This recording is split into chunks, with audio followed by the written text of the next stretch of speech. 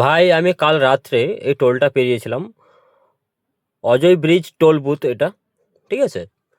তো আমি এখনো অব্দি যতটুকু জানি যে সব টোলে ফাস্ট্যাগ দিকে টাকা কাটা হয়। এখানে একমাত্র টোল যারা টাকা জোর জবরদস্তি আদায় করছে ভাই, জোর জবরদস্তি। আমি বললাম টোল থেকে কেটে না, বলছি টোল থেকে এখানে হবে না। আমি জানি না এটা কেন, তবে নতুন সরকার আসার পরে আমি যতটুকু জানি যে এগুলো চেঞ্জ হয়েছে, যে এরকম হাতে করে টাকা আদায়।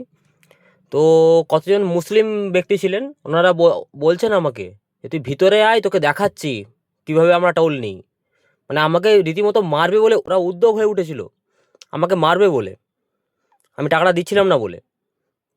আমার কাছে এখনও এর স্ক্রিনশট আছে, আমার কাছে ক্যাশ ছিল না, আমার কাছে 500 টাকার নোট ছিল, তো ওদের কাছে খুচরো হচ্ছিল না।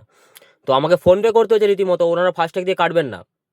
আমি কেন জানি না, আমার গাড়িতে ফাস্ট্যাগ লাগানো আছে, দেখতে পারো। আমি কাল রাতে এই টোল বুথটা পেরিয়েছি।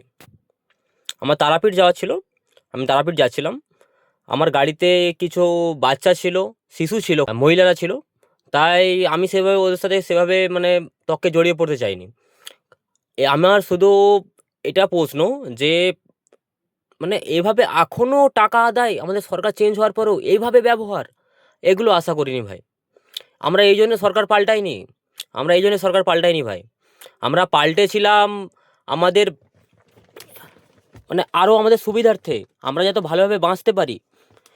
তার জায়গায় কী হচ্ছে যে এইভাবে টোল আদায় হচ্ছে আগের মতোই।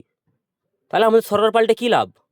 আমাকে রীতিমতো আমার গাড়িতে মহিলারা আছে, বাচ্চারা আছে, ওদের সামনে বলে তুই বেরিয়ে আয়, তোকে দেখাচ্ছি কীভাবে আমরা টাকা নিচ্ছি। ওরা রীতিমতো আমাকে মারবে বলে উদ্যোগ নিয়েছিল ভাই।